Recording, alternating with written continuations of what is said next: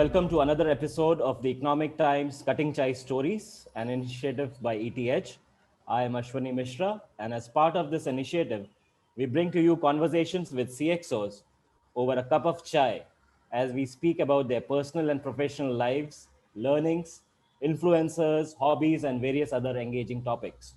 I have been joined today by Bipradas Bandopadhyay, fondly called as Bipra. He is the Chief Information Officer at Zuari Infra World India. Welcome, Bipra. Hello, this is Vipradas. Thank you for inviting me for this session, and I hope it will be an engaging one. Sure. Let's begin with a quick background of your company and the responsibilities that you carry, Bipradas. Okay, so my company is into real estate domain. So primarily, Zuari Infraworld does business on the residential and residential units. So we are selling units across multiple cities, such as Mysore, Goa, and of course we have another project going on in Dubai. So it is a pan-India basis we are operating, and we are primarily a real estate developer who will develop the property and sell it to the customers. And my role in this company is to manage all the IT department and the information which is available in the domain. Also, I look after the digital side of the company, like digital marketing and digital transformation that we have gone through recently. So all of these have been under my roles and responsibilities. But primarily, I am an IT guy and I look after the IT department. So that's all is my profile in this company. Right, right. Thank you. The initial 10 years of your career, Bipradas, you're working on the servicing side. You work with companies like TCS and IBM. How did the shift from the servicing side to the to a CIO's role happen? Yeah, so actually, while doing the activities which I was doing in TCS and IBM, it was primarily doing the ERP implementation. So it was going into the client offices and understanding their requirement and delivering the software accordingly. So, but I had a feeling that I need to know the other side. So it is basically changing of the side in a table. So in the table you discuss. So while I was in the service industry, I was discussing with the CIOs of the companies where I went and completed projects, delivered products. So then then I was thinking that how I can go ahead and be on the other side and understand the business needs and the business conflicts, because generally what happens, everything will have a conflict. You have a tight budget, you have a tight schedule, but also at the same time you need to deliver some product which will be beneficial for the organization. So there is a conflict always running on. So how they are managing the conflict, after a while they are coming back and giving the requirement and making sure that it is delivered by the partners. So this type of activities always encouraged me, excited me. So once I was there for around 10 years, 5 years in TCS, or roughly 5 years, 4 years in TCS and 6 years in IBM, then I thought I should switch over and go to the other side of the table and understand how the business operate, how IT comes into picture, and how the conflict management is done by the CIO or the IT head of the particular organization, because he or she is the person who has to take all the decision as far as the IT is concerned. Confidentiality, maintaining the confidence of the board and the stakeholders who are in the higher up in the management. So that's why I moved into an MBA program in Accelerate, and from there I switched and got a position here in this current company. So then the difference is, as I understand, then the push and pulls of the business. So some will pull you from one side and then ask you to give some software delivery, and other people will say, no, I'm okay with the current system status quo. So all of this change management, that is the very important part, which has come into picture while I am executing the role which I'm currently in. This change management and conflict management, these are the two basic learnings that I have taken from the service industry, if you say so. So I would say that way. So conflict and change, these are key and critical factors which will make or break our organization, as well as for IT department, whether they are successful in delivering user requirements satisfactorily or not. For that, these are the two critical components which one should focus on. So that is my learning as far as comparing between service and the current business side where I am operating. Very rightly said, Bipradas. Conflict and managing the change that's there. So, out of these two roles, which one is more challenging that you that you think? Yeah, I mean there are many. I mean there are challenges there were challenges in both the roles, current role and the previous role. But yeah, of course, the current role will be more challenging in the sense that I am getting involved in the whole business as such, not on a particular area. While I was earlier doing an ERP implementation, so it was just delivering a project where people were coming there, but then it was controlled by the IT department of the corresponding client, wherever I went. So they were controlling the situations and they were giving all the input. Now I am the person who has to give input to all the partners, whoever is there. So we did some ERP implementation, we did some cloud implementation, etc., backups.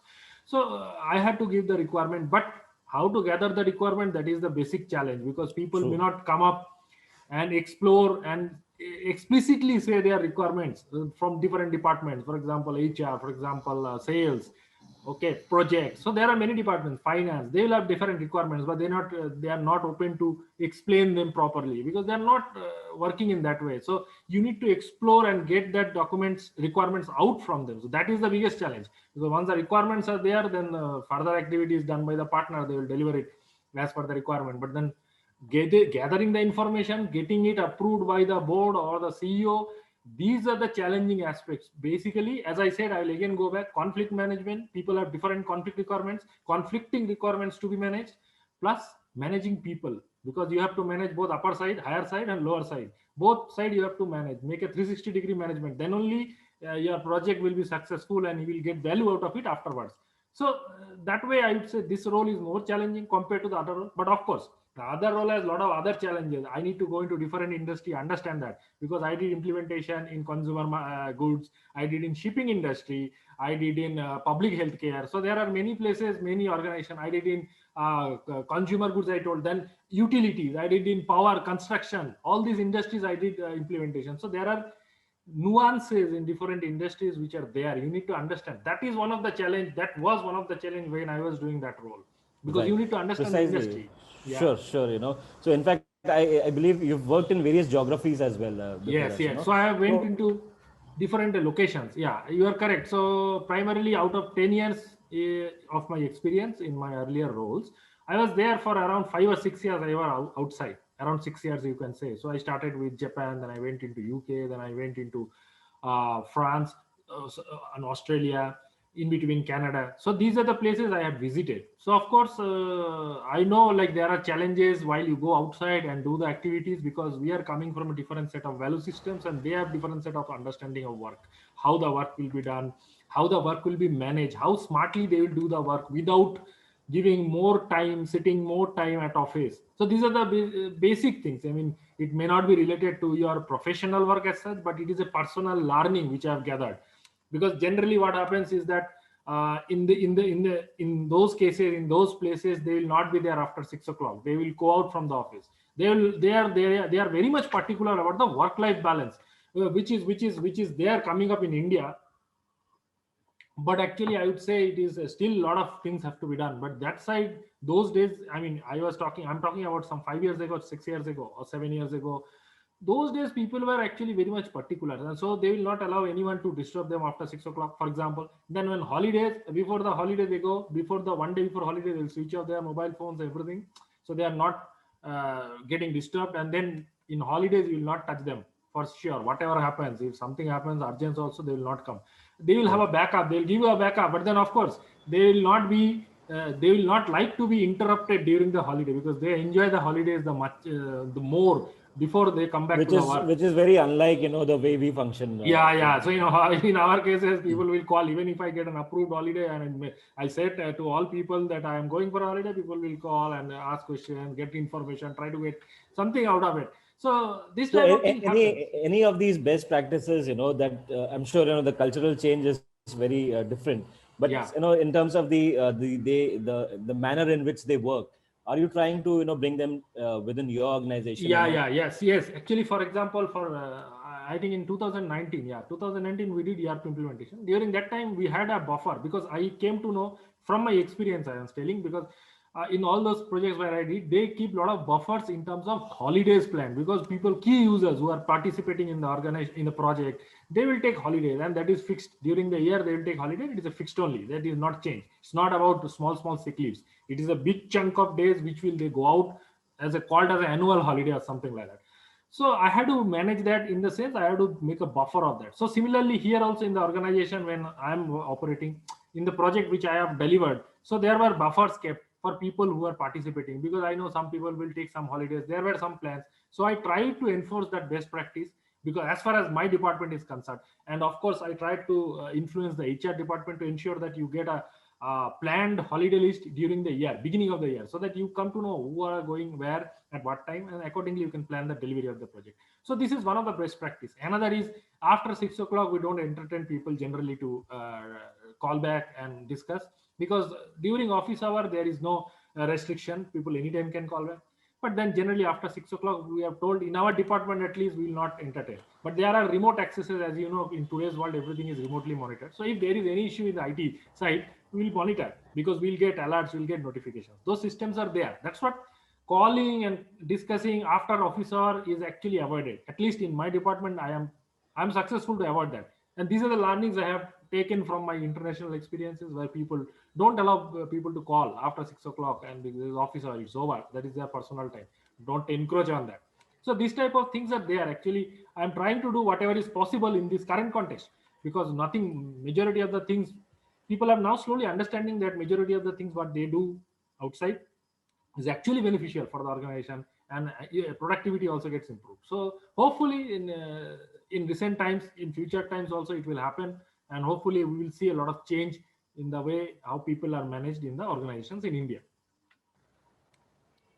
You're also passionate about teaching, Vipradas, so Yeah. you've taken up the So role very passionately in a way. You worked as a program facilitator at IIT Kharagpur, during yeah, before you joined your corporate world, so correct. the short span that you had. Yes. Could you take us through those days, and do you continue that even today? Yeah, actually, yeah, those are the days. Actually, after college life, we planned to do an OS. If you know, I mean, we wanted to do some OS like operating system. We wanted to create one operating system. Right. We got so much inspired by Mr. Linux, and we have so much got inspired by the Linux operating system. And then Richard Stallman, who is the founder of this ONU GNU free movement. Right. So actually, he visited our place in our office from US. We opened one what you call a user group, which is a free OS. We were not into the proprietary system. We were planning to do some OS activity and design and development of an OS operating system, which will be free to all, like Linux, for example. But now Linux is getting commercialized. But then another component is there, which is the GNU component, where people still can use the OS free of cost, and that is done by Mr. Richard Stallman. He visited our place in our college, sorry.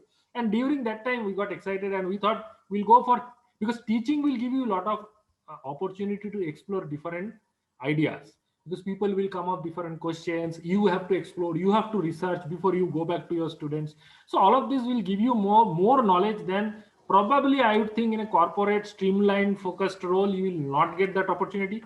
But then so initial days I was we were 3-4 people. We were very much enthusiastic about doing that OS development. But then later on we came to know it is a very big job. Actually, it is not that small, simple. Developing kernel takes years and years.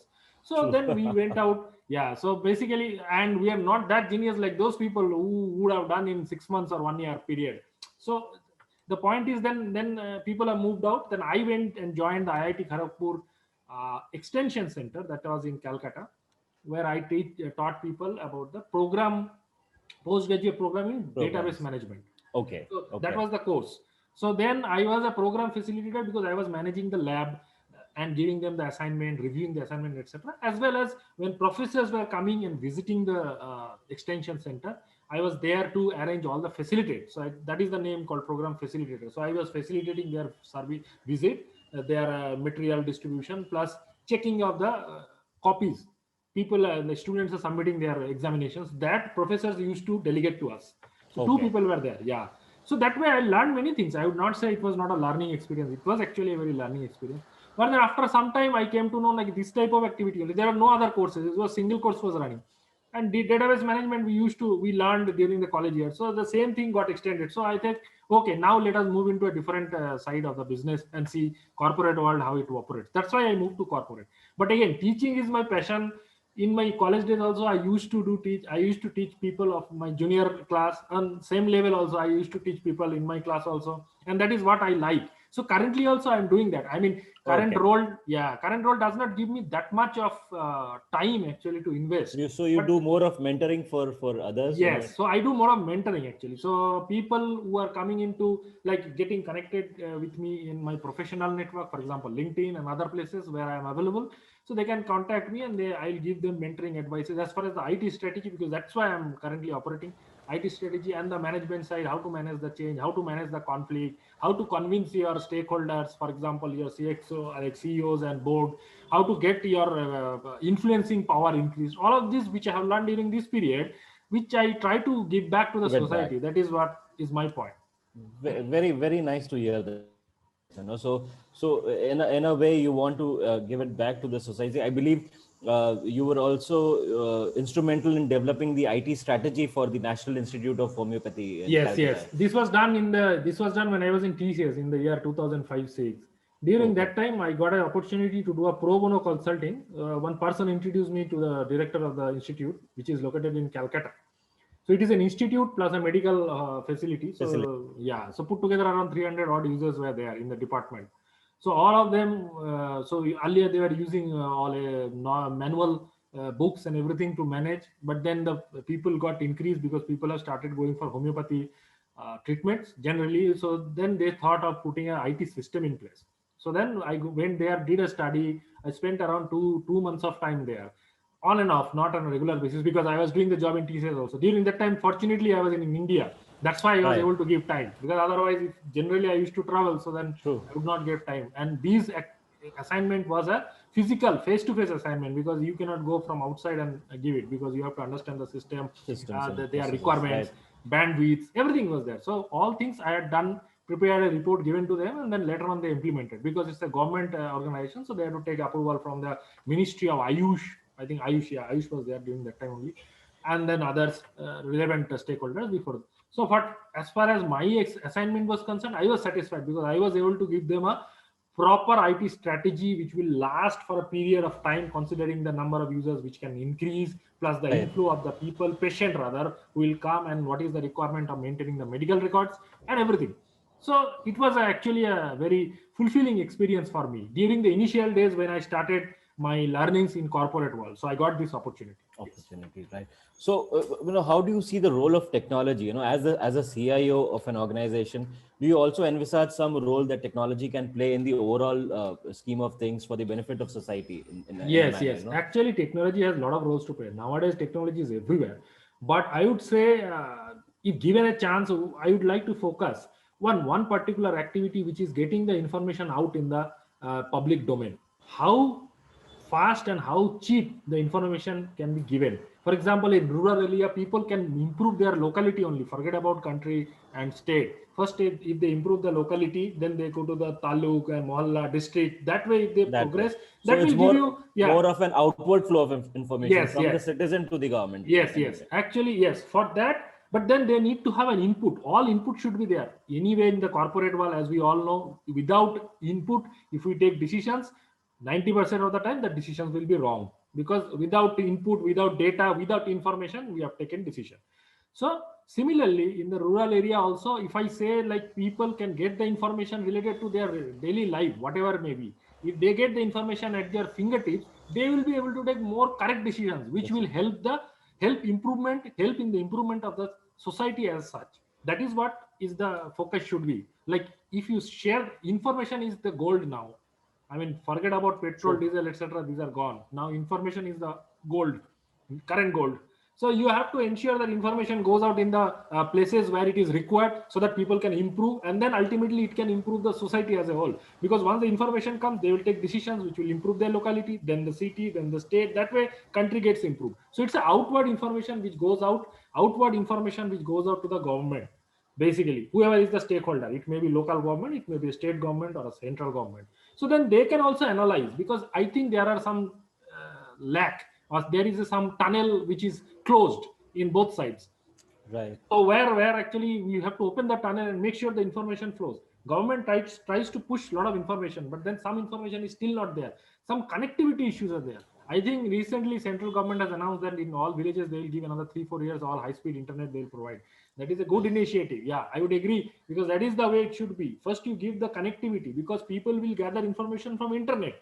I mean, those days are now gone. Then people will ask other people, oh, the elder seniors, okay, give me some information, etc. Those days are gone. Now information is changing every time. So we need to be updated. So that information comes from internet. So then they need to have a connectivity, which is a current issue. There are a lot of rural areas where the connectivities are not there properly. So once that is done, the information flow will be backward, and government will be benefited from it. Because once the information comes from the citizens, then only government will know what is the pain area. Otherwise, it is a one-sided story. It is a one-sided story, which may not be beneficial to the other party. Maybe, may not be. We don't know. So basically, we are thinking that we should give them the opportunity to represent their pain areas to us. Us means the government or the organizations or the stakeholders, whoever is there. And then accordingly, we can plan a program which will benefit. That is how. I mean, technology-wise, not going higher technology, etc. Basic level information connectivity, if you are able to give them, they will be able to deliver. Right. That's all. Right. Thank you, Bipra. It has been a pleasure having this conversation with you.